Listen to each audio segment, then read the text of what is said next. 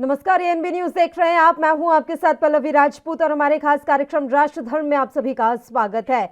और आज राष्ट्र धर्म में हम बात करेंगे उत्तर प्रदेश के बारे में। यूपी विधानसभा चुनाव से पहले बहुजन समाज पार्टी सुप्रीमो मायावती को बड़ा झटका लगा है। बीएसपी के बागी 6 विधायकों ने सपा का दामन थाम लिया है। इनके अलावा सीतापुर से बीजेपी विधायक राकेश राठौर भी अखिलेश यादव की पार्टी में शामिल हो गए। खुद सपा प्रमुख अखिलेश यादव ने लखनऊ स्थित पार्टी कार्यालय में सभी 7 विधायकों को पार्टी की सदस्यता दिलाई। सपा में शामिल हुए बीएसपी और बीजेपी के बागी विधायकों का अखिलेश यादव ने स्वागत किया है। साथ ही तंज कसा सरकार में बैठे माननीय से निवेदन है कि दिवाली का त्योहार आ गया है, अपने घर की सफाई अच्छे से करवा दें जिससे कि धुएं के निशान मिट जाएं और बाकी सब कुछ हटवा लें ताकि आने वाली सरकार को वहां कुछ ना मिले। बहरहाल यूपी चुनाव से पहले ये बसपा के लिए जहां बड़ा झटका माना जा रहा है, उधर सपा बीजेपी के मुख्य विपक्षी दल के रूप में उभर रही है और लगातार मजबूत होती हुई भी नजर आ रही है।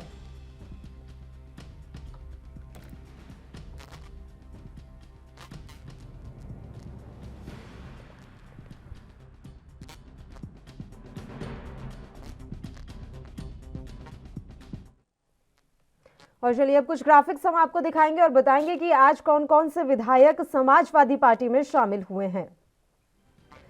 कौन कौन हुआ है साइकिल पर सवार। अखिलेश यादव की मौजूदगी में सभी बागियों ने सपा की सदस्यता हासिल की। बसपा से सपा में शामिल होने वाले विधायकों में हाजी मुल्तजा सिद्दीकी, हाकिम लाल बिद समेत कई विधायक रहे। इसके अलावा सीतापुर से बीजेपी विधायक राकेश राठौर भी आज सपा में शामिल हो गए हैं। अखिलेश यादव की मौजूदगी में इन तमाम नेताओं ने आज समाजवादी पार्टी ज्वाइन कर ली है। और इससे पहले भी कांग्रेसी जो थे वो सपा में शामिल हुए थे। शुक्रवार को प्रियंका गांधी वाड्रा के पूर्व सलाहकार हरेंद्र मलिक और उनके पुत्र पंकज मलिक शुक्रवार को समाजवादी पार्टी में शामिल हुए थे। अखिलेश यादव ने आज ये भी कहा कि बीजेपी की सरकार ने जो वादे किए थे उनमें से एक भी वो पूरा नहीं कर पाई है। सरकार एमएसपी पर खरीद नहीं कर रही है। चीनी मिलों में किसानों का पैसा बकाया है। जो मंडी चल रही थी उनमें काम नहीं हो रहा है। जो पहले से चल रही थी उसको सरकार ने बंद कर दिया है। कुल मिलाकर अखिलेश यादव ने यह आरोप लगाया है कि समाजवादी पार्टी के कार्यकाल में भी जो काम हुए उन्हें भी सरकार आगे नहीं बढ़ा पाई। वादा खिलाफी का आरोप समाजवादी पार्टी के प्रमुख अखिलेश यादव ने लगाया है। वहीं श्रावस्ती से विधायक असलम रायनी ने कहा कि हम 6 विधायकों ने 1 साल पहले ही सूंघ लिया था, आने वाला समय सपा का है। हम 6 विधायकों के आने से सपा की सुनामी चलेगी। यूपी की 403 सीटों में ये 7 विधायक सबसे ऊपर रहेंगे। समाजवादी पार्टी का कुनबा जो है वो लगातार बढ़ता हुआ नजर आ रहा है। आज बीएसपी के 6 बागी और एक बीजेपी विधायक ने समाजवादी पार्टी का दामन थाम लिया। अखिलेश यादव ने इस दौरान सीएम योगी आदित्यनाथ पर भी तंज कसा है। उन्होंने कहा है कि दिवाली आ रही है तो माननीय से निवेदन है कि वो दिवाली से पहले सफाई करवा ले ताकि धुआं जो है वो मिट जाए। तो बीजेपी का कुनबा ना बिखर जाए, ये अब सबसे बड़ा सवाल बना हुआ है। जैसे जैसे चुनाव नजदीक आते जा रहे हैं, दल बदल जो है वो भी तेज होता जा रहा है। और हम देख भी पा रहे हैं कि शुक्रवार को कांग्रेस के 2 दिग्गज नेताओं ने जहां समाजवादी पार्टी का दामन थामा था, तो आज बीएसपी के 6 बागी विधायक और भारतीय जनता पार्टी का एक विधायक यानी कि राजेश राठौड़ सपा में शामिल हो गए हैं। सपा का दामन थाम लिया है। अब ये 7 नेता साइकिल की सवारी करेंगे और इससे एक बात तो साफ तौर पर नजर आ रही है कि समाजवादी पार्टी का कुनबा बढ़ रहा है।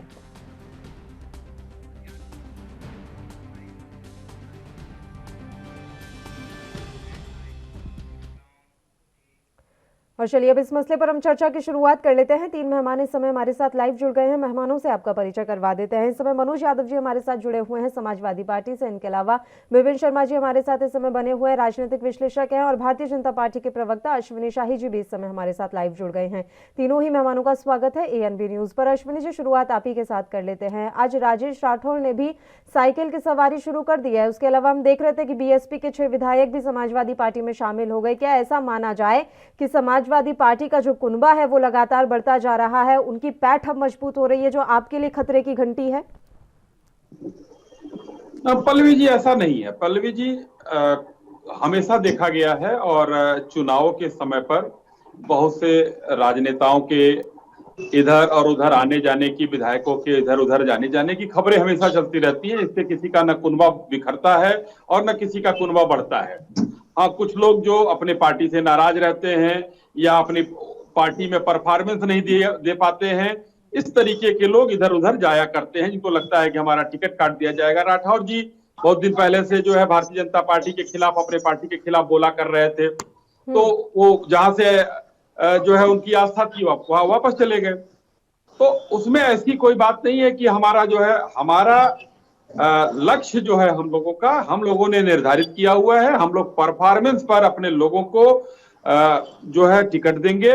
और हमारे राष्ट्रीय नेताओं ने जो एक लक्ष्य जो है, जब माननीय गृह मंत्री जी अध्यक्ष हुआ करते थे, उसके पहले की मैं बात बता रहा हूं, उत्तर प्रदेश के वो यहाँ पर इंचार्ज हुआ करते थे, तो उन्होंने हम लोगों को ये लक्ष्य दिया था कि 50% जो है वोट परसेंटेज पहुंचाना है उत्तर प्रदेश का। हम लोग उस पर काम कर रहे हैं, 40% तक हम लोग पहुंच चुके हैं पल्लवी, और अब हम 50% तक जाने के नजदीक हैं। तो सबका साथ, सबका विकास और सबका विश्वास के नारे के साथ हम 50% को भी अचीव कर लेंगे।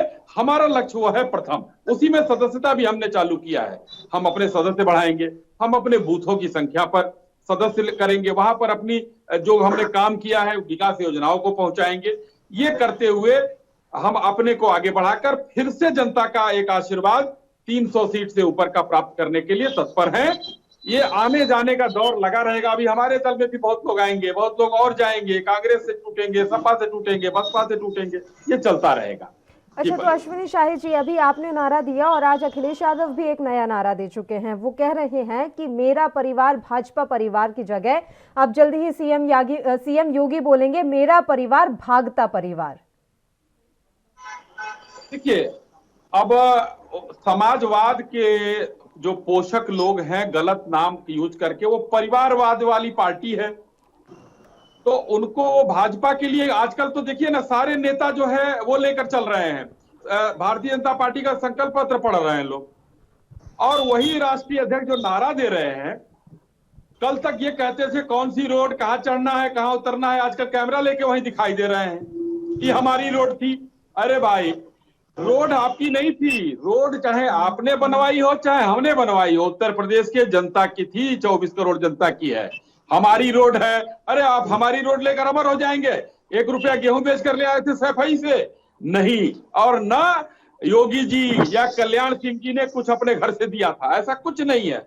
ये उत्तर प्रदेश की जनता का पैसा है, उत्तर प्रदेश के विकास में लग रहा है, हमारे मुख्यमंत्रित्व काल में लग रहा है, क्योंकि लोकतंत्र में कोई जरूरी नहीं है कि अगली बार जनता हमको चुने या समाजवादी पार्टी को चुने, हो सकता है कुछ नया करे, तो उसमें फिर कोई आएगा वो विकास करेगा।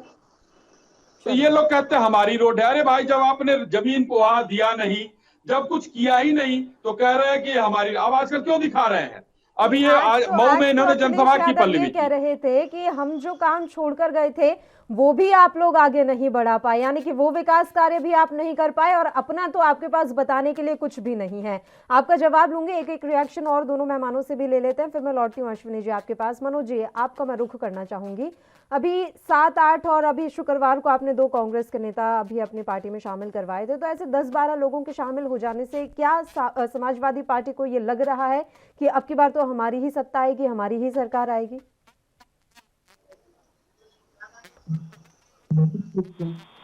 लेकिन गिनती आपने 10-12 की बड़ी कम बताई। गिनती लगातार विगत 2-2.5-3 महीनों से ही लगातार समाजवादी पार्टी में लोग आ रहे हैं, शामिल हो रहे हैं, और सिर्फ राष्ट्र नेतृत्व के पास लोग नहीं शामिल हो रहे हैं। आप अगर प्रतिदिन का समाजवादी पार्टी का पूरे प्रदेश का डेटा अगर एनालिसिस करेंगे तो हर दिन लखनऊ से लेकर जितने भी जनपद हैं, हर जगह ज्वाइनिंग हो रही है। छोटे लेवल पे कार्यकर्ता ज्वाइन कर रहे हैं, बीजेपी के तमाम कार्यकर्ता ज्वाइन कर रहे हैं, बसपा के, कांग्रेस के तमाम सारे। तो ये ज्वाइनिंग जो है, ये कोई आप अगर 4-6 विधायक और एक बीजेपी के विधायक या कांग्रेस के विधायक उतरे तक मत जोड़िए। ये गठबंधन जो हो रहा है, ये जो आपस में लोगों को विश्वास जग रहा है, वो जमीनी स्तर पे हो गया। आपको मैं एक जिस विधानसभा का मैं प्रभारी हूं उसकी मैं आपको बात बता दूं, वहां पे कम से कम बीजेपी से अब तक हमारी पार्टी में लखनऊ की इस विधानसभा में 40 से 50 लोग महत्वपूर्ण पदों पे बैठे लोग शामिल हो चुके हैं, जो जिला लेवल पे काम करते हैं, विधानसभा में काम करते हैं, बूथ पे काम करते हैं। बसपा की तो कोई गिनती नहीं, पूरा ओट और कैडर ही शामिल हो गया। हर जाति, हर धर्म, हर वर्ग गरीब, किसान, मजदूर, नौजवान, सबके पास हम लोग जाते हैं तो एक ही बात कि अब की बार सपा सरकार, और वो भी अखिलेश यादव जी के नेतृत्व में, क्योंकि उनका काम बेहतर था। उन्होंने जनता को दुख नहीं दिया। हो सकता है कोई काम कम रह गया हो सकता है कोई काम किसी सेगमेंट को लेके छूट गया हो, लेकिन उन्होंने कष्ट नहीं दिया, दुख नहीं दिया जनता को। उससे भी महत्वपूर्ण बात मैं आपको कह रहा हूं, ये लड़ाई उत्तर प्रदेश में अखिलेश यादव बनाम योगी नहीं होगी, सपा बनाम भाजपा नहीं होगी, ये लड़ाई होगी पिछड़ा बनाम अगड़ा। और वो भी अगड़ा कौन सा? जो आरएसएस की विचारधारा को लेकर चल रहा है। बिल्कुल क्लियर कट लड़ाई है। आज जो राठौर आए हैं, उन राठौर को कह रहे हैं कि वो काम नहीं कर पाए, वो इंसान तड़प के रह गया। आपने भी वीडियो सुना होगा, पल्लवी जी आपको याद करिए, वो कह रहे थे ना कि पिछड़ो तुम ताली बजाओ थाली बजाओ, और यही रह गया है। अधिकारी उनकी नहीं सुन रहा था, अधिकारी का लेखपाल नहीं सुन रहा था। ये उनका बयान है, ये मेरा बयान नहीं है। सोचो, बीजेपी के विधायक को अगर कोई दरोगा ना सुने, लेखपाल ना सुने, कोई एसडीएम ना सुने और उसको सम्मान ना मिले, तो अपने समाज में किसको सम्मान दिला पाएगा? ये भी बात तो सोचने वाली है। जिसका वोट लिया, जिसके दम पे विधायक बना और उन्हीं के समाज के लोगों का काम न कर पाए, तो उसको दर्द होगा। एक बात और आपको बता दे रहा हूं, बीजेपी के लोगों से मेरा अनुरोध है, जिसके टिकट काटने हैं काट दो। बात को ये मत कहना कि हमने तो जिनके टिकट काटे थे वो समाजवादी पार्टी में शामिल हो गए। जितनी जल्दी टिकट काट दोगे उतना ही अच्छा रहेगा, जवाबदेही तुम्हारी बन जाएगी। नहीं फिर समाजवादी पार्टी में एक तरफ होता भी है कि जिनकी टिकट कटती है यादव साहब, और फिर वो आकर समाजवादी पार्टी ज्वाइन कर लेते हैं, तो संदेश क्या जाएगा? संदेश तो सत्ता की लालसा जाएगा कि देखिए टिकट नहीं मिली तो वहां चले गए, क्योंकि वहां से कोई ना कोई प्रलोभन मिल गया होगा। किराया ले रहे हैं। आज उनका टिकट कटा नहीं, राकेश राठौर का, और भी इस तरह के तमाम सारे विधायक हैं। अभी देखिएगा, 2-3-4 दिन रुक जाइए। पहले कह चुके हैं कि परफॉर्मेंस के आधार पर ही हम टिकट देंगे। मैं बता दूं, आप मेरी बात को रिकॉर्डेड है, ऑन एयर है, कितने स्टेट में सुना जा रही मेरी बात। सिर्फ दलितों और पिछड़ों का टिकट काटा जाएगा, सबसे ज्यादा दलितों का टिकट कटेगा, फिर पिछड़ों का टिकट कटेगा। आप कौन सी बात कर रहे हैं? नॉन परफॉर्मिंग की बात क्या कर रहे हैं? नॉन परफॉर्मिंग सिर्फ दलित और पिछड़े ही है। मैं आपको एक उदाहरण के साथ बता दे रहा हूँ। इनके एक मंत्री हैं सुरेश पासी, और आवास विकास के मंत्री राज्य के, हमारी सरकार में एक्सप्रेस वे खोदने गए थे चेक करने के लिए। मैं उनकी विधानसभा जगदीशपुर गया अमेठी में, 20 किलोमीटर तक पूरी सड़क पे डामर नहीं पड़ा हुआ है, पूरी वैसे ही गिट्टी पड़ी हुई सड़क है। दूसरे की सड़क की जांच करते हो, खुद अपनी विधानसभा में 20-20 किलोमीटर डामर नहीं डलवा पाए। और तो और इतना होता तो मैं मान लेता। वहां की सांसद महोदय जानते हैं कौन है? Smriti Irani, left right of PM, और वो भी सेंट्रल में मिनिस्टर हैं। सोचो, एक लोकसभा एक विधानसभा में 20-20 किलोमीटर डामर न पड़ा हो रोड पे। वो सरकार किस काम का दावा कर रही है, किस काम को बताने की कोशिश कर रही है? ये बात बीजेपी के लोग तो होशियार हो जाए, जनता सवाल पूछ रही है। ठीक है विपिन शर्मा जी, हालात देख रहे हैं, उत्तर प्रदेश में चुनावों की गहमागहमी भी साफ तौर पर नजर आ रही है। दल बदल का सिलसिला शुरू हो चुका है। आने वाला वक्त और क्या क्या दिखाएगा, क्योंकि अब समाजवादी पार्टी का ये पुरजोर तरीके से दावा है कि अभी तो आप देखिए कि और कितने भाजपा के नेता विधायक हमारे पास आने वाले हैं, खाली होने वाली है भारतीय जनता पार्टी। वो तो वक्त तय करेगा कि कौन सी राजनीतिक दल खाली होगा और किन में जो है लोग शामिल होंगे, विधायक शामिल होंगे, बागी होते हैं या उनके टिकट कटते हैं, वो तो वक्त तय करेगा। वक्त बलवान होता है। बहरहाल मुद्दा यह है कि जब चुनावी मैदान या चुनावी बिगुल बजाया जाता है तो वहां पर ये अमूमन चीजें देखी जाती हैं कि यहाँ पर जिनके टिकट कटते हैं तो वो दूसरी तरफ रुख कर जाते हैं, और लालसा तो रहती है इसमें ये कहना कि नहीं, यहाँ पर सिर्फ आप उनको एकाएक दूसरे राजनीतिक दलों में ज्यादा खूबियां नजर आ रही हैं, तो ये एक आम आदमी के गले बात नहीं उतरेगी। यहाँ पर सबसे पहले खुद का निजी स्वार्थ होता है, जो कारण बनता है कि आप दूसरी तरफ, जब आपको एक तरफ एक राजनीतिक दल जिसके आप नुमाइंदे हैं वो अगर आपको उम्मीदवार घोषित नहीं करता, आपको टिकट नहीं मिलता, तो आप नाराज होकर, हताश होकर आप दूसरी तरफ रुख कर जाते हैं। तो ये निश्चित बात है, इसको तो आप नकार नहीं सकते। लेकिन बहरहाल मुद्दा ये है कि यहाँ पर उत्तर प्रदेश को उत्तम प्रदेश बनाने का एक सपना संजोया था। जब 2017 में प्रचंड बहुमत मिला भाजपा को, तो वहां पर मुख्यमंत्री योगी आदित्यनाथ, बहुत अपेक्षा थी, बहुत उम्मीदें हैं, और निश्चित बात है काम भी काफी हुए। ये कहना काम नहीं हुए। और एक बहुत महत्वपूर्ण बात मैं बोलना चाहूंगा, 2017 का विधानसभा का चुनाव और 2019 का लोकसभा का चुनाव उत्तर प्रदेश के संदर्भ में बात करें, एक नया ट्रेंड उभर के आया पूरी हिंदुस्तान की राजनीति में, जब एक आम आदमी ने, उत्तर प्रदेश के वासी ने अपना बेशकीमती वोट धर्म, जाति, समुदाय इनसे ऊपर उठ के विकास को डाला। और यही विकास की अपेक्षा है, अच्छे दिनों की अपेक्षा है कि यहाँ पर संकल्प पत्र में, विजन डॉक्यूमेंट्स में बड़े बड़े वायदे दिखाए जाते हैं, प्रलोभन दिए जाते हैं, लेकिन वो कितने पूरे होते हैं? जनता जनार्दन होती है। जनता जब अपना जनादेश देती है तो अच्छे खासे राजनीतिक दलों के सुपड़े साफ भी हो जाते हैं, और जिनको हम कम हाँकते हैं उनको सत्ता में भी काबिज करने की क्षमता रखती है एक जनता का वोट। तो यहाँ पर यह समझना पड़ेगा कि अभी सफर लंबा है। किसी ने ये जताने की कोशिश नहीं करी कि राम राज्य आ गया, लेकिन अच्छी अगर बातों का जिक्र करें, मैं दोनों पहलू लूंगा। अच्छी बातों की करें, जब लाल किले की प्राचीर से प्रधानमंत्री ने अपना एक सपना साझा करा, उन्होंने बोला आने वाले वक्त में हम हिंदुस्तान की इकोनॉमी को $5 ट्रिलियन बनाएंगे। वहां से प्रेरणा लेते हुए मुख्यमंत्री योगी आदित्यनाथ ने बोला कि उत्तर प्रदेश का योगदान $1 ट्रिलियन होगा। तो ऐसी बातें अगर नेता करें, राजनीतिक दलों की तरफ से आए, तो जनता पे एक अच्छा संदेश जाता है कि आप विकास की बात करते हैं, आप देश को आगे ले जाने की बात करते हैं। और यहाँ पर विपक्ष को भी पूरा हक है। लोकतंत्र की खूबसूरती है कि वो सरकार सत्ता पक्ष वालों को घेरे, उनकी अगर खामियां समझ आती है, लेकिन यहाँ पर कुछ मामले हम देखते हैं, एक ट्रेंड सा बन गया है पूरे देश में, खासतौर में 2014 के बाद हम इंटॉलरेंस की बात करते हैं, और यहाँ पर दो फाड़ में पूरा हमारा समाज, पूरा देश बढ़ गया है। मैं ज्यादा दूर जाने की आवश्यकता नहीं है कि आप आर्यन खान का मामला ले लीजिए, वहां पर भी राजनीति शुरू होगी।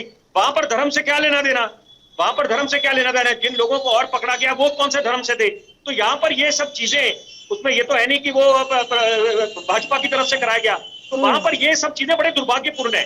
यहाँ पर हमने देखना है कि कोरोना काल में हमने जी के देखा, हमने देखा कि कितनी चुनौतियां थी, लाशों के अंबार लगे थे कब्रिस्तानों में, शमशान घाटों में लंबी कतारें थी। और यहाँ पर पहले ही एक तो मार थी अर्थव्यवस्था को, क्योंकि चीन और अमेरिका की जो ट्रेड वॉर चल रही थी, आपस की तनातनी, उसने अर्थव्यवस्था को कितना नुकसान पहुंचाया। उसके बाद दोहरी मार पड़ी कोरोना की, पिछले वर्ष अलग, इस वर्ष अलग, जब सुनामी बन के ये कोरोना आई, उसने अपना कहर ढाया। तो ये वक्त है कि जब यहाँ पर वो राजनीतिक दलों को जनता स्वीकार करेगी जो विकास की बात करेगा। यहाँ पर एक्सप्रेस वे की बात करें, कितने एम्स बनाने हैं, क्या कितने फ्लाईओवर्स बनने हैं, कितने नए विश्वविद्यालय बनेंगे, काशी विश्वनाथ कॉरिडोर पे काम चल रहा है, तो ऐसी बातें समझ आती हैं। और सबसे अहम बात पल्लवी जी मैं बोलना चाहूंगा कि यहाँ पर 9 नवंबर 2019 एक बहुत ऐतिहासिक फैसला जब माननीय सर्वोच्च न्यायालय ने दिया राम मंदिर का, इतने वर्षों से जो मामला, जो एक वाद विवाद बना हुआ था, तो अब जनता की अपेक्षा क्या है? सिर्फ एक उत्तर प्रदेश वासी की नहीं, पूरे देशवासियों की एक अपेक्षा है कि अब कम से कम मंदिर मस्जिद से ऊपर उठकर हम लोग विकास को तवज्जो दें, तब जाके जनता। लेकिन अभी भी सवाल तो वही है विपिन जी, देखिए हम कितनी भी बात कर लें कि जनता विकास के मुद्दे चाहती है, और वाकई में लड़ाई होनी ही मुद्दों पर चाहिए, लेकिन जातीय समीकरण तो उत्तर प्रदेश में हमेशा से हावी रहा है। तो इस बार उस समीकरण को कैसे तोड़ा जाए? बीजेपी का तिलिस्म समाजवादी पार्टी कैसे तोड़ पाएगी, ये बड़ा सवाल बना हुआ है। चर्चा लगातार हम करते रहेंगे, बस एक छोटे से ब्रेक के लिए हमें यहाँ पर रुकना है, फौरन हाजिर होंगे।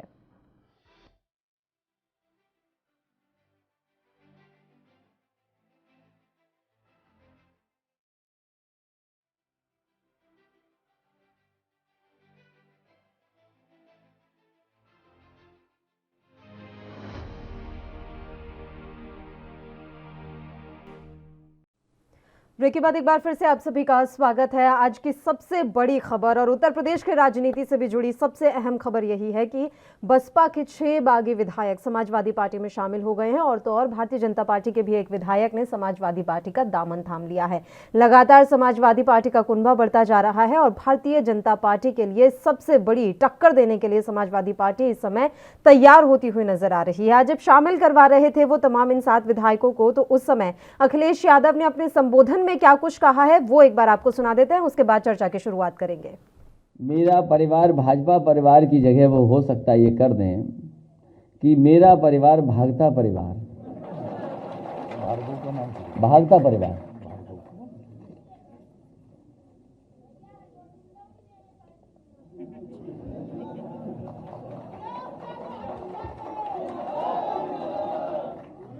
अच्छा, बहुत लोग आना चाहते हैं,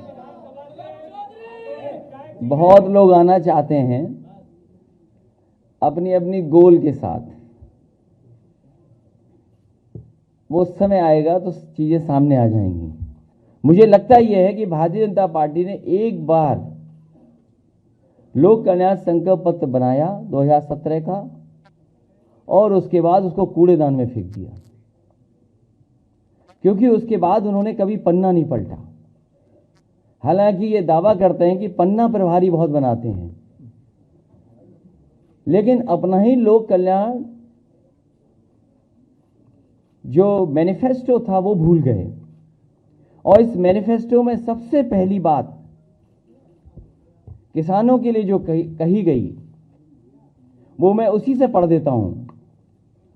उसमें कहा गया कि 2022 तक उत्तर प्रदेश के किसानों की कृषि आमदनी को दोगुना करने के लिए एक विस्तृत रोड मैप तैयार किया जाएगा।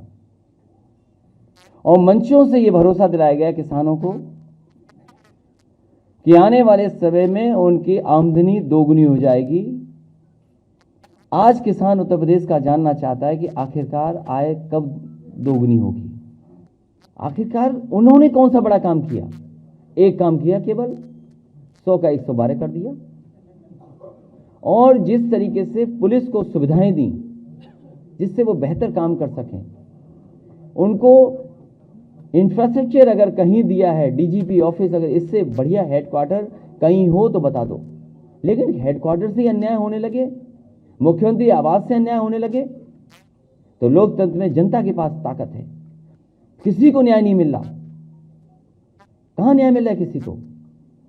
सच बोल दें तो अगर प्रेस के साथी भी सच लिख दें और बोल दें तो हो सकता है इनके खिलाफ भी कोई कार्रवाई हो जाए। ये है कानून व्यवस्था।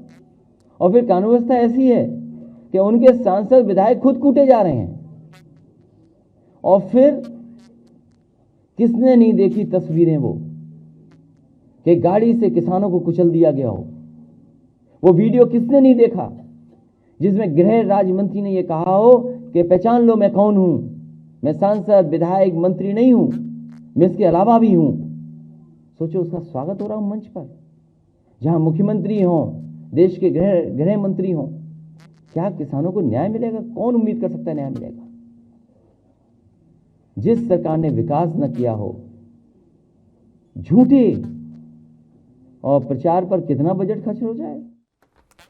चलिए एक बार फिर से हम चर्चा की शुरुआत कर लेते हैं। तीनों मेहमान लगातार हमारे साथ बने हुए हैं। विपिन शर्मा जी, आपका ही मैं रुख करना चाहूंगी। 2017 की अगर हम बात कर लें तो एक बात हमने देखी थी कि भारतीय जनता पार्टी ने अपना 15 साल का वनवास किस तरीके से खत्म किया था। साफ तौर पर नजर आया था कि गैर यादव जातियों को साथ लेने में सफल रही थी भारतीय जनता पार्टी। अब कुछ वैसा ही करने की कोशिश समाजवादी पार्टी कर रही है। जो गैर ओबीसी समुदाय है या जो दल हैं, छोटे छोटे राजनीतिक दलों को साथ लाना या नेताओं को जोड़ने में इस समय लगी पड़ी है समाजवादी पार्टी। जो फॉर्मूला था 2017 में भारतीय जनता पार्टी का, क्या उसमें ही सेंध लगाने की कोशिश हो रही है? कितना सफल मान रहे हैं आप इस प्रयास को, विपिन जी? जी बिल्कुल, आपका सवाल बहुत अहमियत रखता है। जब चुनावी प्रक्रिया शुरू होती है और चुनावी मैदान में राजनीतिक दल उतरते हैं तो सबसे अहम जो एक फैक्टर होता है जो उभर के आता है वो होता है रणनीति। रणनीति पे सब कुछ निर्भर करता है। अगर अमित शाह को इस 21वीं सदी का चाणक्य कहा जाता है तो वो बेवजह नहीं है, उसके पीछे कारण है। और ये निश्चित बात है कि यहाँ पर समाजवादी पार्टी जो उनकी खुद की गलतियां हैं, पुरानी गलतियां, उनसे उन्होंने सीख ली होगी। और साथ में जो सफल रहा है, जो राजनीतिक दल सफल रहता है, जो राजनीतिक पार्टी सफल रहती है चुनाव जीतने में, बाजी मारने में, तो उन्होंने उसके पीछे क्या कारण रहे हैं उनको वो निश्चित बातें संज्ञान में लेते हैं। तो यहाँ पर उन्होंने भाजपा की बात जरूर उन फैक्टर्स का उनको मद्देनजर रखा होगा। तो आज उनकी रणनीति में बदलाव आया है जो बिल्कुल साफ दिख रहा है सामने। और साथ में सबसे बड़ी बात यह भी है कि अगर हम हाल फिलहाल के मोदी सरकार के कैबिनेट विस्तार की बात करें, जो रीशफल हुआ है, एक्सपेंशन हुआ, उसमें हमने एक बड़ा अच्छी बात देखी कि बोला गया कि ओबीसी वर्ग को कैसे तवज्जो मिली। बोला गया ओबीसी की सरकार है, यहाँ पर महिलाओं की सरकार है, प्रोफेशनल्स की सरकार है, अलग अलग उपाधियां दी गई इस कैबिनेट विस्तार को, एक्सपेंशन को मोदी सरकार का जो अभी हुआ। तो यहाँ पर ये बात है कि अब एक ये जो सोच जा रही है जिस दिशा में, तो वो उसमें कोई किसी बात का किसी को एतराज नहीं होना चाहिए यहाँ पर। क्योंकि आप जब तक अपनी एक पुख्ता रणनीति के साथ मैदान में नहीं उतरेंगे तो चुनाव में बाजी मारना बिल्कुल बहुत मुश्किल हो जाता है। और यहाँ पर क्योंकि अगर आप इस बात का आकलन करें कि ये 2022 का चुनाव इसके बीच कांटे की टक्कर है, तो ये कोई रॉकेट साइंस नहीं है। ये भाजपा और समाजवादी पार्टी की आपस में कांटे की टक्कर होने वाली है। और यहाँ पर मैदान में अगर सही मायने में कोई है तो ये दोनों राजनीतिक दल हैं। वो अलग बात है कि वहां पर आम आदमी पार्टी भी अपनी दमखम से उतरने की पूरे तैयारी में है, लेकिन यहाँ पर एक आम आदमी जो उत्तर प्रदेश का है वो क्योंकि एक समाजवादी पार्टी का एक अपना इनका ट्रैक रिकॉर्ड रहा है और यहाँ पर भाजपा को एक प्रचंड बहुमत मिला और ये निश्चित बात है लोग मुख्यमंत्री योगी आदित्यनाथ से कई जो उन्होंने कार्य करे हैं उनसे खुश भी हैं और कई बातें हैं। निश्चित बात है, ऐसा नहीं है कि समाज के सारे तबके जो हैं वो खुश होंगे, बहुत नाराजगी भी होगी और खासतौर पे किसान आंदोलन को लेकर और हाल फिलहाल में कुछ घटनाएं जो हुई हैं, तो यहाँ पर ये वक्त है कि जब एक संदेश क्या दें और कैसे आप अपने वोट बैंक को रिझाते हैं, उनको कैसे साधते हैं, तो वो हर कोई राजनीतिक दल करता है। पीछे अभी हमने देखा कि एक राजनीतिक दल से बात आई, एक बड़े नेता ने बात बोली कि यहाँ पर 5 सालों में 5 मुख्यमंत्री होंगे और 20 उप मुख्यमंत्री होंगे। तो अपने आप समझ सकते हैं आप ये क्या संदेश जाएगा एक आम आदमी को। वो स्थायी सरकार की अपेक्षा करता है। ऐसी सरकार, ऐसी राजनीतिक दल को जनता अपना बेशकीमती वोट डालना पसंद करेगी जो उनको दिखता है कि उसका जो मुख्यमंत्री का चेहरा कौन है और साथ में कितनी वो स्थायी सरकार दे सकते हैं। क्योंकि यहाँ पर फिरिस्त बहुत लंबी है, जो कार्य अधूरे रह गए हैं, क्योंकि यहाँ पर अभी सफर भी लंबा है। कोरोना काल में हमने जी के देखा कितनी वो मार देके गया कोरोना, और अभी जो है अभी भी हम लोग जिंदगी को पटरी पे लेके आना चाहते हैं। लेकिन अच्छे कदम भी कुछ हुए कि प्रवासी मजदूरों को बुलाने की जो पहल करी मुख्यमंत्री योगी आदित्यनाथ ने और साथ में जो योजनाएं इनकी हैं, उसके बाद में जो कोटा से बच्चों को कोरोना के टाइम पे लोगों को तो सरकार उनके साथ थी, ये संदेश देने में भारतीय जनता पार्टी कामयाब हुई है। मेरा अगला सवाल आपसे ये होगा कि पश्चिमी यूपी पर अभी सबसे ज्यादा फोकस है भारतीय जनता पार्टी का, आप उसका हाल इस समय क्या समझ रहे हैं? पश्चिमी यूपी का जो मतदाता है वो अभी किस माइंड स्टेट पर है, मैं ये आपसे समझना चाहूंगी। उससे पहले मैं एक बार अश्विनी जी का रुख कर लेती हूँ। अश्विनी शाही जी, थोड़ी देर पहले विपिन शर्मा जी ने अयोध्या का भी जिक्र किया था और अभी नजर भी आ रहा है कि अयोध्या हर राजनीतिक दल के लिए इस समय केंद्र बन गया है। हर कोई वहां पर दौड़कर पहुंचना चाहता है। अरविंद केजरीवाल भी वहां पर गए थे और योगी आदित्यनाथ भी वहां पर जाते रहते हैं। क्या समझा जाए कि पटकथा यहीं से लिखी जा रही है? देखिए पल्लवी जी, अयोध्या हमारे घोषणा पत्र में हमेशा रहा है। राम मंदिर का मुद्दा, 370 समान नागरिक आचार संहिता हमारे घोषणा पत्र का एक अंग रहा है।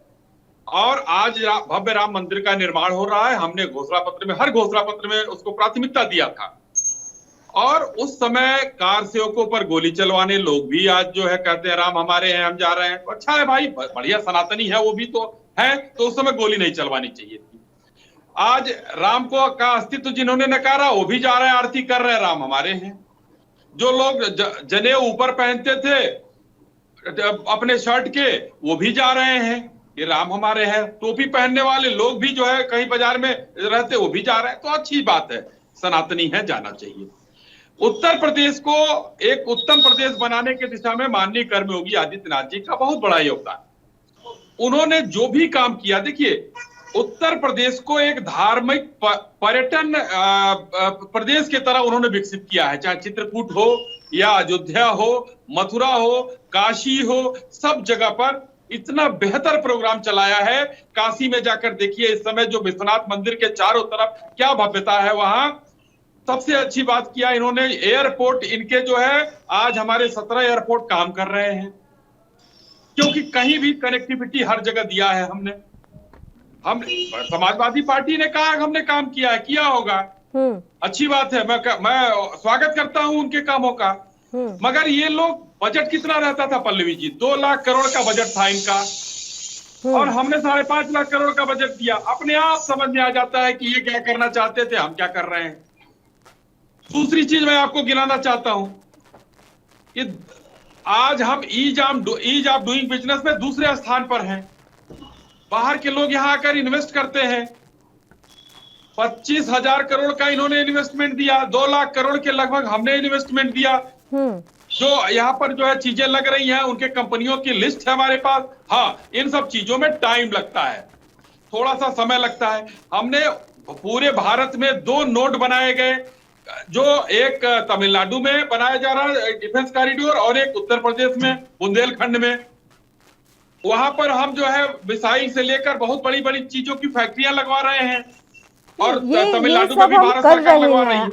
आप इस बात का मतलब समझिए अश्विनी शाही जी, अब हम ये कर रहे हैं वो कर रहे हैं, किया क्या? जनता आपसे यही पूछेगी ना, किया क्या? आप कितना भी बोल लीजिए, लेकिन बहुत से ऐसे फैक्टर हैं। आप जान रहे हैं कि ब्राह्मण जो समाज है उसकी अभी आपसे किस वजह से नाराजगी चल रही है। इसके अलावा कृषक समुदाय जो है वो क्यों नाराज चल रहा है। उसके अलावा पश्चिमी यूपी में जो जातीय समीकरण आपने बिठाया था 2017 में, जो समीकरण आपने पूरी तरीके से ध्वस्त कर दिए थे, वो फिर से बनते हुए नजर आ रहे हैं। तो तमाम ये छोटे छोटे फैक्टर हैं, क्या उसे भारतीय जनता पार्टी नजरअंदाज कर रही है? कोई नजरअंदाज नहीं करे पल्लवी जी। और मैं पश्चिमी उत्तर प्रदेश से ही शुरू करता हूं। आज पश्चिमी उत्तर प्रदेश के कई जिलों में, और जिसमें मुजफ्फरपुर में अभी रैली हुई, रैली के बाद कई पत्रकार बंधु गए वहां। वहां स्थानीय लोगों ने कहा कि 2017 के बाद आप इस सड़क पर, जिस सड़क पर आप हैं, शाम को 5 बजे के बाद महिलाएं चल नहीं पाती थी, हम लोग मोटरसाइकिल से लेके जा नहीं सकते थे, आज निर्द्वंद घूमती हैं। उत्तर प्रदेश में ये आप लोगों ने काम किया है, भारतीय जनता पार्टी ने काम किया है। ये पत्रकारों को बताया कि योगी सरकार का काम है। नहीं तो यहाँ पर एक जाति विशेष उनको चलने नहीं देता था।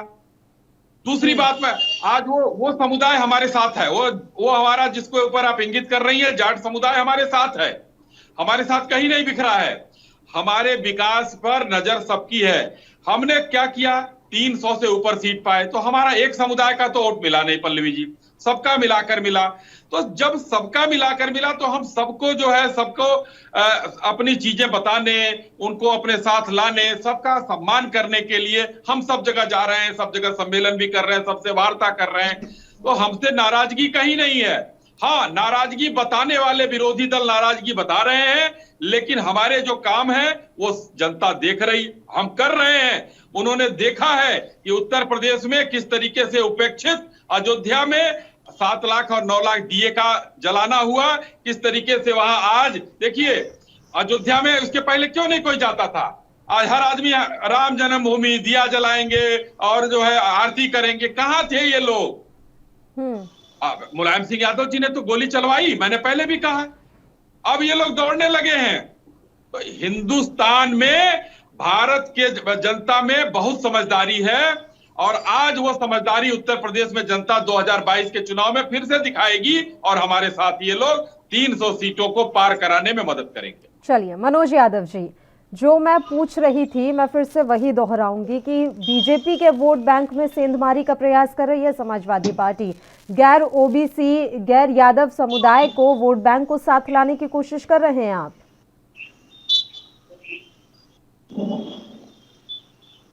मनोज साहब, आवाज मिल रही है आपको? सर जी बिल्कुल, आपकी आवाज आ रही है। मेरी आवाज आपको मिल रही है? जी अब आ रही है, बताइए।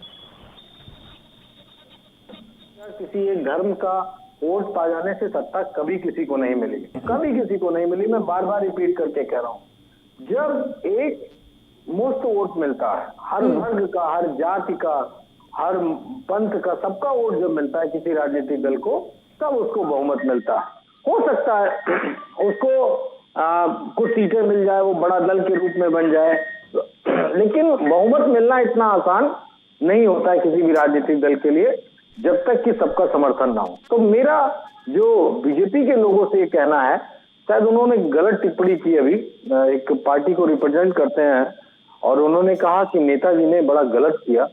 आपकी जानकारी होनी चाहिए, अगर नेताजी ने गलत किया होता तो संविधान उनको सजा देता, और जो कहते हैं कि हमने सही किया, उनको संविधान ने सजा दे दी है। उनके खिलाफ मुकदमे चले हैं, FIR हुई हैं, अब तो दिवंगत भी हो गए हैं, और बहुत सारे लोगों के खिलाफ उसमें मुकदमे चले हैं, अपील भी होने बाकी है। नेताजी के खिलाफ कौन से थाने में मुकदमे दर्ज हैं? उन्होंने कानून की रक्षा की, संविधान की हिफाजत की, और माननीय सुप्रीम कोर्ट का जो आदेश था उसका पालन कराया। इस तरह की गोलियां तो आपने बहुत चलवाई हैं, मध्य प्रदेश में चलवाई हैं, गुजरात में नरसंहार करवाया है, क्या क्या नहीं करवाया, लेकिन मैं इसमें नहीं पढ़ना चाहता। मैं सीधे सीधे एक बात बीजेपी से पूछता हूँ, आपने जनता को डिलीवर क्या किया है? महंगाई, गैस के बढ़ते दाम, भ्रष्टाचार, महिलाओं पे अत्याचार, इसके अलावा आपने माफ करिएगा, क्या आपने किया है? ये जनता जानना चाहती है, लेकिन आपने जनता को कुछ नहीं बताया। आपने क्या कहा कि हम आपका डेवलपमेंट कर रहे हैं, कौन सा? ये आज तक नहीं किसी ने बताए कि वो कौन सा डेवलपमेंट है जो आप जनता के लिए कर रहे हैं। बहुत पूछ लो तो मोदी जी की वो 2 योजनाएं हैं वो गिना देते हैं कि हम भैया इनको पता नहीं क्या क्या दे रहे हैं, वो राशन दे रहे हैं और शौचालय दे रहे हैं। बस ये 2 चीजें बता देते हैं। क्या किसी प्रदेश की जनता का या किसी स्टेट का इस तरह की तरीके से डेवलपमेंट हो सकता है कि आप 2 बातें गिना दो उसको डेवलपमेंट की श्रेणी में गिन दो? ये तो ह्यूमन है, इसमें लोग जिंदा हैं। अगर परिस्थितियां खराब है पल्लवी जी तो उनको खाना आपको देना है, ये सरकार की जिम्मेदारी है। लोक कल्याणकारी राज्य होते हैं, लेकिन सरकार इसी को डेवलपमेंट बता रही है। दुर्भाग्यपूर्ण तो समाजवादी जो पार्टी लगातार कहा जाता रहा सड़कें, कॉरिडोर, इसके अलावा हाईवे और कई कई तरह की चीजें गिनाई गई हैं, वो सब आप क्या मिथक मान रहे हैं कि सिर्फ भ्रम फैलाया जा रहा है? एयरपोर्ट तो अभी सबने देखा है सर, ये सब क्या है फिर? नहीं मान रहा हूँ, माफ कीजिएगा, मैं ये बात बिल्कुल नहीं कह सकता। कोई भी सरकार चुनी हुई होती है, वो जनता के लिए काम करना पड़ता है, उसको कम करे ज्यादा करे, गति से करे ना करे, लेकिन वक्तव्य याद करने चाहिए। हमारे साथ पत्रकार महोदय, उनको बेहतर याद होगा, कहा गया था माननीय प्रधानमंत्री जी के साथ और यूपी के तमाम लीडर्स जो कह रहे थे कि डबल इंजन की सरकार होगी तो स्पीड जो होगी वो बुलेट ट्रेन के हिसाब से होगी। अरे साहब, जिस एक्सप्रेस वे का हमने लगभग जमीन अधिग्रहण का 80% से ज्यादा काम कर दिया था, उसका एक पूरा सिस्टम बना दिया था, वो आज तक में कंप्लीट हुआ। 5 साल पूरे होने वाले। अगर आपको जमीन अधिग्रहण करना होता तो आप कुछ कर ही ना पाते उसमें। तो ये बात माने रखती है। लखनऊ में जहां तक की मेट्रो बने, समाजवादी पार्टी ने जितना खाका खींच के दिया था, तैयार करके काम चल रहा था, उसके अलावा अगर 1 इंच मेट्रो बन गई हो तो बता दो। मेट्रो क्यों बनाई जाती है महानगरों में? कि प्रदूषण का लेवल कम हो, लोगों को यातायात में दिक्कत ना हो, कम पैसे में ज्यादा वो दूर जा सके। पेट्रोल डीजल इतना महंगा है, आपने क्यों नहीं बनाया? इतना बड़ा लखनऊ है, इतना बड़ा क्षेत्र है 40-45 किलोमीटर का, सिर्फ एक रूट पे बनी, दूसरे रूट पे आपने क्यों नहीं बनाई? कितनी यूनिवर्सिटीज छूट गई, कितने मैनेजमेंट कॉलेज छूट गए। अभी वो सब काम होना चाहिए था, लेकिन क्या किया? सिर्फ समाजवादी पार्टी की आप सिर्फ बुराई करना जानते हैं। हम नहीं कहते हमारी तारीफ करिए, लेकिन जनता को जो डिलीवर करने आए थे, अपना घोषणा पत्र पढ़िए। राष्ट्रीय अध्यक्ष जी ने कहा है किसानों की आय जनवरी से दुगनी हो जाएगी। आज हम नवंबर में हैं, दिसंबर, दो महीने बचे हुए हैं। अब बताइए, आप लोग बताइए कि कौन सी जादू की छड़ी है जो किसानों मैं की। एक बात समझना चाह रही हूँ मनोज जी, तो क्या वो 2-2.5 साल जब कोविड के टाइम पर सब कुछ बंद था, हम सब घर में बंद थे, वो 2-2.5 साल आप डिलीट करना चाह रहे हैं? क्या कोई सिस्टम है क्या कि हम इसे डिलीट कर देंगे कि नहीं अब तो कुछ नहीं रहा, ये तो हम काउंट ही नहीं करेंगे, कि सब बंद पड़ा था, ठप्प पड़ा था, पूरी तरीके से हर कोई पीछे चला गया, वो हम काउंट ही नहीं करेंगे? मैं आपसे एक सवाल पूछ रही हूँ कि जो मेट्रो का खाका की आप बात कर रहे थे, और भी एक चीज आपने गिनाई, मुझे याद नहीं रही है, कि वो भी हमने तैयार करके दिया, कितने साल लगाए थे आपने इसमें? देखिए, अब मैं वो चलो जोड़ लेता हूँ, मेट्रो का काल मैं जोड़ लेता हूँ, मैं उसमें तो कभी वो छोटे दिल की राजनीति नहीं करता। लेकिन आप बताइए, अगर आप कोरोना का जिक्र करेंगे तो कितनी हॉस्पिटलिटी सेवाएं बढ़ाई है इस सरकार ने, कितने अस्पताल। हम जिस राजधानी से आपसे बात कर रहे हैं, अगर कोई हमारे शाही साहब तो लखनऊ में बैठे हैं, एक हॉस्पिटल का नाम बता दें कि मैंने 5 साल की सरकार में लखनऊ में ये हॉस्पिटल, अरे प्राइवेट ही लेके आए, निजी हाथों का कोई अस्पताल लेके आए, महंगा ही लेके आए। बता दो किसी सेगमेंट के लिए एक हॉस्पिटल बनाया हो?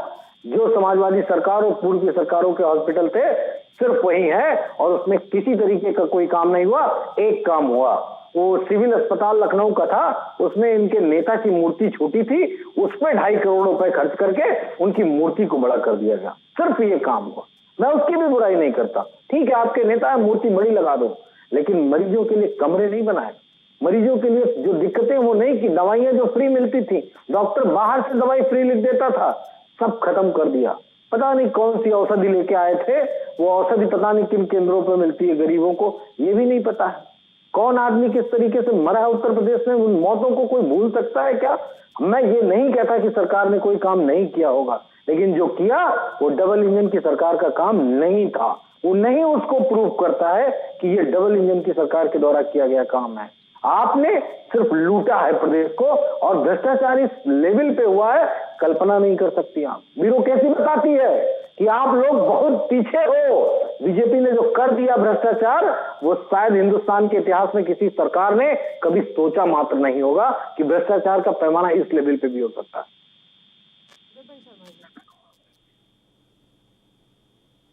विपिन जी, आवाज मिल रही है आपको? मनोज जी की बातें आपने सुनी होंगी। उनके अलावा मेरा पहले भी सवाल था कि पश्चिमी यूपी का हाल इस समय आप क्या देख पा रहे हैं? पश्चिमी यूपी की अगर हम बात करते हैं, खास तौर पे रोहिलखंड की बात करते हैं, वहां पर क्या क्या बोलियां बोली जाती है, खड़ी बोली, ब्रज, कन्नौजी। उसके साथ साथ आप एक पैटर्न देखिए कि वहां पर पश्चिमी यूपी जो है उसने जो एक अर्थव्यवस्था की जो बढ़ोतरी हुई है, या वो जो पहले के मुकाबले वो जो हरित क्रांति को लेकर, तो वो बिल्कुल जैसे हरियाणा में या पंजाब में, तो उसके साथ आप उसकी तुलना कर सकते हैं। और बाकी अलग जितने जिले हैं, जो इलाके हैं, उनसे काफी अलग है। और ये तो बोला गया, तभी ये कारण था कि हरित प्रदेश बोला गया कि इसको हरित प्रदेश बनाया जाए। लेकिन बहरहाल बात जो समझने वाली है कि यहाँ पर पश्चिमी यूपी की जब हम बात करते हैं, खास तौर पे कि यहाँ पर उसकी बहुत अहमियत होने वाली है 2022 के चुनाव में। और जो भी राजनीतिक दल हैं जो मैदान में उतर रहे हैं, वो पूरे, कोई भी अपनी कसर नहीं छोड़ना चाहेगा कि कैसे वहां पर हर एक वर्ग के वोट बैंक को वो साधें, उनके मन मुताबिक बात करें, और वो जो चीजें उनको किस चीज की अपेक्षा इतने वर्षों से, वो क्या चीज चाहते हैं, कौन से उनके सपने पूरे नहीं हुए। और लेकिन अगर हम इन सब बातों का निष्कर्ष निकालें तो घूम फिर के बातें वही आती हैं कि यहाँ पर चुनौतियां क्या क्या हैं और क्या क्या एक आम आदमी के सपने हैं। उत्तर प्रदेश को जब हम बात करते हैं कि उत्तम प्रदेश बनाना है और $1 ट्रिलियन इकोनॉमी इसकी बनानी है, तो वो कैसी चीजें मुमकिन होगी? इसमें सब फैक्टर्स का योगदान होगा, अपनी अपनी भूमिका होगी। आप क्या जो शिक्षा है उसको आप किस स्तर पे लेके गए हैं? आपने दिल्ली का मॉडल देखा, जो अरविंद केजरीवाल की सरकार है, शिक्षा के उनका जो मॉडल है उसको लोगों ने बहुत सराहा। यही कारण है कि दूसरी बार भी उनको विधानसभा में प्रचंड बहुमत मिला। और एक वही कांग्रेस पार्टी है जो एक दौर हुआ करता था शीला दीक्षित का 1998 से लेकर 2013 तक, कि मैं खुद बतौर पत्रकार जाया करता था दिल्ली विधानसभा, जहां पर नजर जाती थी वहां पर कांग्रेस के विधायक बैठे होते थे विधानसभा में। आज वो सूरत हाल है कि कांग्रेस 2 चुनावों में अपना खाता नहीं खोल पाई है दिल्ली में, राजधानी में। तो अपने आप ये बहुत कुछ दर्शाता है। तो यहाँ पर वक्त है कि आप अगर जनता से दूर जा रहे हैं और उसके क्या कारण रहे हैं, तो ये अभी इस समय समाजवादी पार्टी के पास, वो भी समझते हैं कि एक सुनहरा अवसर है कि वो कांटे की टक्कर दे भी रही है, इसमें कोई ये नहीं है। और ये आप समझे कि भाजपा उनको हल्के में ले रही है। वो भले ही मन से उनके बड़े बड़े वरिष्ठ नेता आके बोल रहे हैं कि 300 पार करेंगे। कलकत्ता में भी वही हुआ था, बोला था कि 200 पार होंगे, लेकिन वहां पर शतक नहीं रख पाया था। भाजपा ने पूरे दमखम से पूरा मैदान में सारे नेता उतार दिए थे और कोई कसर नहीं छोड़ी थी। लेकिन ये अभी उत्तर प्रदेश और पश्चिम बंगाल में बहुत अंतर है। कहने को अभिन्न हिस्सा है हिंदुस्तान के, अलग अलग राज्य हैं, लेकिन यहाँ पर अलग अलग चुनौतियां हैं, लोगों के अलग सोच है, अलग उनकी महत्वाकांक्षाएं हैं। तो ये सारी बातें नेताओं, जो नेता उसमें सक्षम होगा समझने में कि एक आम आदमी को क्या चाहिए, और जनता में भी उनका विश्वास होगा। और यहाँ पर सबसे अच्छी बात है कि जब इस वर्ष लाल किले की प्राचीर से प्रधानमंत्री ने अपने पुराने नारे में एक इजाफा करा, जो पहले बोलते थे सबका साथ, सबका विकास, सबका विश्वास, उन्होंने बोला सबका प्रयास। तो उसकी भी बहुत अहमियत है यहाँ पर कि सबका प्रयास, कि यहाँ पर बिल्कुल एक साफ संदेश दे दिया कि यहाँ पर सबे को, एक जादू की छड़ी किसी के पास नहीं है। प्रधानमंत्री एक अकेला पूरा वो मुमकिन नहीं कर पाएंगे, यहाँ पर सबको अपना योगदान देना पड़ेगा। लेकिन यहाँ पर कुछ मामले जो हमारे जनमानस से जुड़े हैं, राष्ट्रहित से जुड़े हैं, और वहां पर कम से कम ये अपेक्षा करी जाती है कि वहां पर सारे राजनीतिक दल राजनीति छोड़कर सियासी रोटियां ना सेके, वहां पर एक स्वर में स्वर मिलाते दिखाई दे। लेकिन वो होता नहीं है, दुर्भाग्यपूर्ण है। यहाँ पर अब फौज पे भी सवाल निशान उठ जाते हैं। सर्जिकल स्ट्राइक को बोला गया सर्जिकल स्ट्राइक, सेना के मुखिया को सड़क का गुंडा बोला गया, कितना दुर्भाग्यपूर्ण है। और यहाँ पर अब कम से कम उस जनता उनको स्वीकार करेगी। ये भी जनता भली भांति जानती है। पल्लवी जी, मैं अंत में ये बोलना चाहूंगा, जनता जनार्दन है, ये पब्लिक सब समझती है कि कौन मंदिर मस्जिद अब जा रहा है, अब किनको याद आई है इस समय कि आप इतने, और चुनाव जैसे आते हैं नजदीक, तो वहां पर आप मंदिर मस्जिद की बात करते हैं। 9 नवंबर 2019 को कम से कम पूरे देश ने एक संकल्प लिया था कि अब कम से कम मंदिर मस्जिद की राजनीति नहीं करेंगे। जब माननीय सर्वोच्च न्यायालय ने एक ऐतिहासिक फैसला दिया था, किसी के भी हक में आता हम उसको सर माथे लेते, क्योंकि हमारे को अपनी न्यायिक प्रक्रिया पे पूरा भरोसा है और पूरा हमारे को उन पे विश्वास है। तो वहां पर एक जब फैसला दिया तो यह अपेक्षा करी गई कि अब देश आगे बढ़ेगा और विकास को तवज्जो मिलेगी। तो वो उसकी उम्मीद है, उन अच्छे दिनों की उम्मीद है। बिल्कुल बिल्कुल। अश्विनी शाही जी, फिर मैं तुरंत आऊंगी मनोज जी आपके पास। बस एक बार अश्विनी शाही जी का जवाब ले लेते हैं। अश्विनी शाही जी, देखिए, हम लोगों ने 17 का चुनाव लड़ा, 17 के चुनाव में भी समाजवादी पार्टी ने ये सोचा कि भाई हम किसी से जो है हमको गठबंधन करके हमको 19 के चुनाव में भी इन लोगों ने गठबंधन किया, लेकिन दोनों पार्टियां जिसके साथ इन्होंने गठबंधन किया, दोनों का वोट मिलाकर भारतीय जनता पार्टी में किसी और पाए।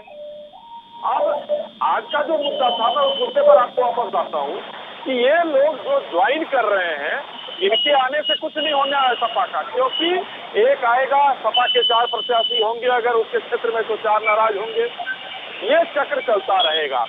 और समाजवादी पार्टी अगर काम गिराने की बात कर रही है तो मैं नहीं गिरा रहा हूँ। अब आज मऊ में एक रैली हुई, इन्हीं मनोज जी बैठे हुए हैं, इनके राष्ट्रीय अध्यक्ष ने वहां पर कहा कि भारतीय जनता पार्टी की सरकार ने 9 मेडिकल कॉलेज बनाए। अब कुछ बुरा कहना था तो उन्होंने कह दिया पर्दा लगा हुआ था, लेकिन अपने मुंह से उन्होंने कहा कि 9 मेडिकल कॉलेज बनाए। तो भाई कम से कम मान तो रहे हैं। आज एक्सप्रेस वे बनाए, हमने 15,000 करोड़ से ऊपर की लागत की एक्सप्रेस वे को 11,000 करोड़ में बना दिया। जब आज कहते हैं कि नहीं ये ऐसा नहीं है, तो मैं इनको बताना चाहूंगा 2 बातें समाजवादी पार्टी को याद रखना चाहिए ध्यान से। पहला, जब मायावती जी ने जो एक्सप्रेसवे यमुना एक्सप्रेसवे बनाया था, उसका उद्घाटन अखिलेश जी ने किया था, वो उन्होंने नहीं बनाया था, उसको याद रखना चाहिए। दूसरा, जैसे ही समाजवादी पार्टी का एक्सप्रेसवे बना, अच्छा है, प्रदेश के लिए बहुत बढ़िया है, उसमें एक गड्ढा हो गया और बस गिर गई, सड़क के बीच में गड्ढा हो गया, बस गिर गई। आज यहां पर लोग दिखाते हैं कि मिट्टी बह गई, कह रहे हैं सिलिकॉन का चादर नहीं लगा। तीसरी बात उसमें मैं जोड़ना चाहूंगा, उस एक्सप्रेसवे पर भारतीय जनता पार्टी की सरकार आने के बाद वहां पेट्रोल पंप लगे, वहां पर ढाबे बने और वहां पर जो है लाइटें लगी हैं। ये लोग नहीं लगवा के गए थे, हंस रहे हैं। लखनऊ में मवैया तक ये लोगों ने बनवा दिया था, मवैया के बाद नहीं बनी थी मेट्रो, वो भारतीय जनता पार्टी ने पूरा किया। इनका काम, प्रदेश का काम है, हमको करना है। तो ये सारी चीजें इन्होंने किया, लेकिन अब क्या करें, अब एकदम बेशर्मी के हद तक भारतीय जनता पार्टी को किस तरीके से जो है हम करें कि ये बदनाम हो जाए, ये लोग उतर आए हैं। अश्विनी शाही जी, जब अब आप उत्तर प्रदेश की जनता के सामने जाएंगे तो जाकर ये कहेंगे कि अभी तक तो हम समाजवादी पार्टी के अधूरे काम पूरे कर रहे थे, अब हमें और 5 साल दीजिए ताकि जो हमारे काम है वो भी हम पूरे कर पाएं। जवाब लूंगी आपसे, बस एक छोटे से ब्रेक के लिए हमें यहाँ पर रुकना है, फौरन हाजिर होंगे।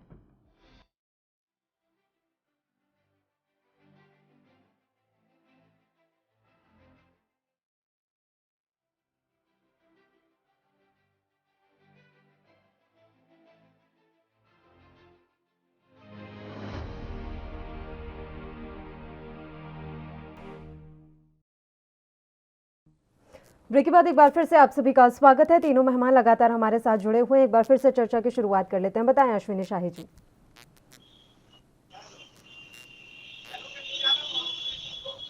आवाज मिल रही है अश्विनी जी आपको? देखिए, अभी मनोज भाई ने एक बात और कहा जी, जनता का सम्मान की बात कहें, क्योंकि इनके पार्टी में नेता आ रहे हैं तो इनके यहाँ सम्मान हो रहा है, उस पर कहना था। अभी कल परसों में जो है आजमगढ़ गए थे इनके राष्ट्रीय अध्यक्ष जी, कुछ लोगों ने माला पहनाया और किस तरीके से सम्मान दिया वो पूरे दुनिया ने देखा। माला किस तरीके से फेंका तोड़ के, माननीय नेताजी के सामने इनके ही हाल में माइक किस तरीके से छीना। तो जब राष्ट्रीय अध्यक्ष आपका मनोज भाई सम्मान नहीं देता है अपने परिवार के लोगों का, अपने बुजुर्गों का, तो दूसरे दलों से आए हुए लोगों को क्या सम्मान मिलेगा?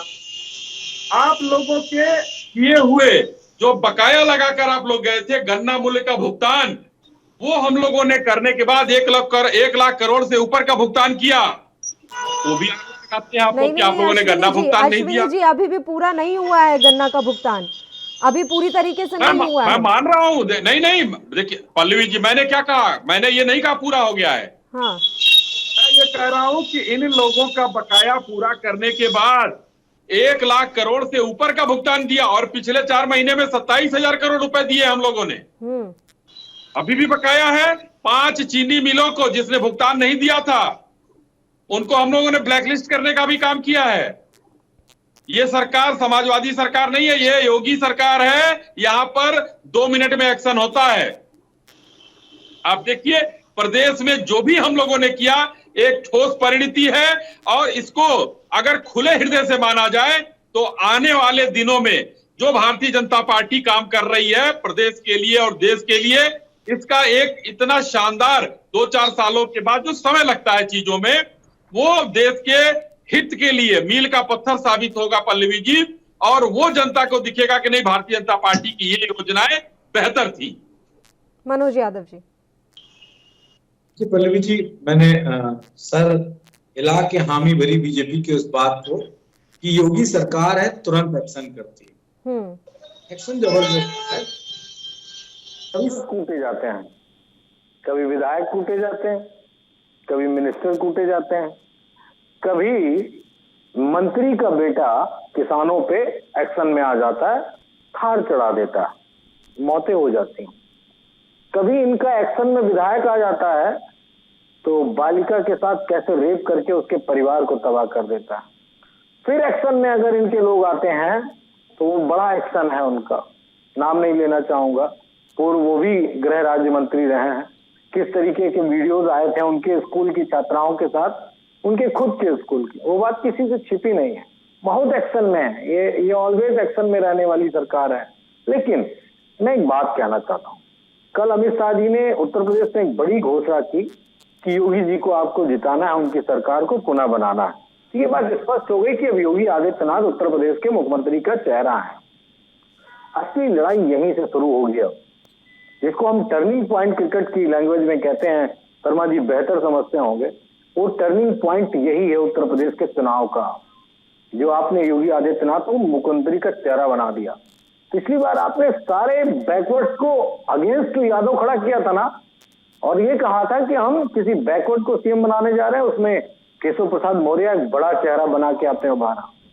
जनता जान गई कि आपने वोट तो हमारा लिया, चलो काम ना करते कोई बात नहीं, डेवलपमेंट ना करते कोई बात नहीं, आपने बैकवर्ड के ही हथियार उन्हीं के वोट के हथियार बना के आपने उनके ही अधिकारों को खत्म कर दिया, आरक्षण को छीन कर दिया, सरकारी नौकरियों में उनके बैकवर्ड के जितने आरक्षण थे उस पर आरएसएस के लोगों को बैठा दिया। ये बात जनता के मन में है। आंदोलन अभी भी चल रहा है। 69,000 शिक्षक भर्ती के बैकवर्ड के लड़के पिछले कम से कम 120 दिन से आंदोलन कर रहे हैं। ये सरकार धृतराष्ट्र के रूप में बैठी हुई है, ना दिख रहा है ना सुन रहा है। वो बैकवर्ड यादव नहीं है, वो वही बैकवर्ड से जिस जात से मौर्य जी आते हैं, जिस जात से कल्याण सिंह जी आते थे, उनके घर के लोग जिस जात से आते थे, जिसको आपने एकत्रित किया, जिससे संजय निषाद आते हैं, मैं सबसे मिल चुका हूं। मैं कह रहा हूं कि इस सरकार ने उन लोगों को हक दिया। अरे छोड़ो, जब बैकवर्ड को मुख्यमंत्री नहीं बना पाए तो उन लोगों को कितना न्याय दिया होगा, कितना हक और सम्मान दिया होगा, ये बात पूरी तरीके से स्पष्ट हो चुकी है। जनता यही इंतजार कर रही है। कौन बैकवर्ड है बनाए हुए 2002 से पल्लवी जी मुझे मौका दीजिए, एक बात जरूर बोलना चाहूंगा मैं। फॉरवर्ड थे, ईश्वर की सौगंध खा के बोलो कि 2002 की फॉरवर्ड थे। तो एक सेकंड मनोज जी, एक बात बताएं, आप जो ये बात कह रहे हैं, चलिए आपकी बात अगर मान भी लेते हैं तो फिर इस हिसाब से तो आपने बस यादव समुदाय का ही भला किया होगा अभी तक। आप जितना टाइम रहे सत्ता में तो आप बस यादवों को ही ऊपर उठा पाए और किसी को तो उठा नहीं पाए आप। देखिए, ये आरोप हम पे हमेशा लगता है कि हम उत्तर प्रदेश, मैं आपकी ही बात पर, मैं आपका ही दिया एग्जांपल आप पर सेट कर रही हूँ सर, मैं अपनी तरफ से कोई आरोप नहीं चल रही हूँ। देखिए बीजेपी ने जो नैरेटिव बनाया, और वो क्यों बनाया वो 2 लाइन में बता दे रहा हूँ, और मेरे ख्याल से आप सभी लोग बुद्धिजीवी समझ जाएंगे जी। अगर हम यादव उत्तर प्रदेश पुलिस में भर लेते हैं तो अभी 69,000 जो भर्ती हुई है शिक्षकों की योगी आदित्यनाथ के नेतृत्व में, उसमें लगभग 15 से 14,000 लगभग यादव बच्चे सेलेक्ट हुए। हमने लेकिन आप कितने यादव सेलेक्ट होते हैं? अनिल यादव वाली भर्ती यादव वाली। ये आरोप लगा के क्यों डिबेट को छोटा कर रहे हैं?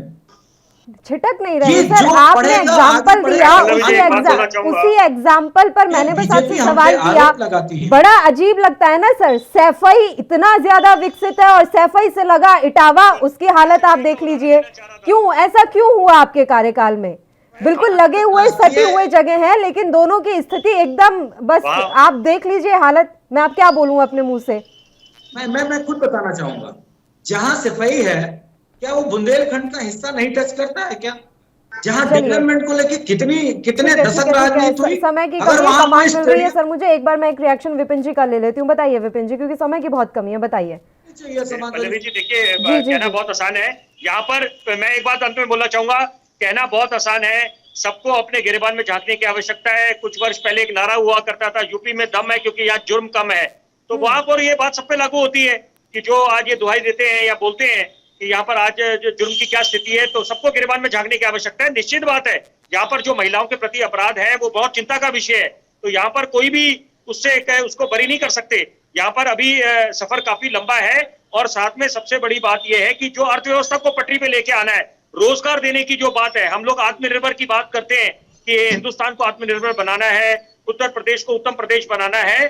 तो वहां पर वही राजनीतिक दल को जनता स्वीकार करेगी जो अपना रोड मैप भी साझा करेगी और ये जाति धर्म समुदाय से ऊपर उठ के उनको बिल्कुल एक साफ संदेश देगी कि हम लोग यहाँ पर विकास के लिए प्रतिबद्ध हैं और यहाँ पर हम लोग तभी जो सपने आपके अधूरे रह गए वो हम पूरे करेंगे। बिल्कुल, इस बात से तो मैं मनोज जी की बात से भी अग्री करती हूँ। उन्होंने यही कहा था कि किसी एक समुदाय एक जाति को साध कर आप सत्ता पर काबिज नहीं हो सकते, आपको सबको साथ में लाना होगा, तभी आपको सत्ता मिलेगी। और अब देखने वाली बात यही रहेगी कि इन राजनीतिक दलों में से ऐसा कौन है जो सारी जातियों को, सारे समुदाय को अपने साथ लाने में कामयाब हो पाता है। तीनों का ही शुक्रिया तमाम चर्चा करने के लिए आप हमारे साथ जुड़े। तो आज समाजवादी पार्टी में 7 विधायक शामिल हुए, इनमें से 6 बीएसपी के हैं और 1 भारतीय जनता पार्टी के हैं। अब ये तो आने वाला वक्त बताएगा कि जिस हिसाब से समाजवादी पार्टी का कुनबा बढ़ रहा है, क्या उसी हिसाब से समाजवादी पार्टी इतनी ज्यादा सत्ता जो है वो हासिल कर पाएगी? क्या इतना ज्यादा प्यार उत्तर प्रदेश की जनता का समाजवादी पार्टी को मिल पाएगा? आने वाला वक्त बताएगा। इसी के साथ इस बुलेटिन में इतना ही। मुझे दीजिए इजाजत। देश और प्रदेश के तमाम ताजा खबरों के लिए आप देखते रहिए ANB न्यूज। नमस्कार।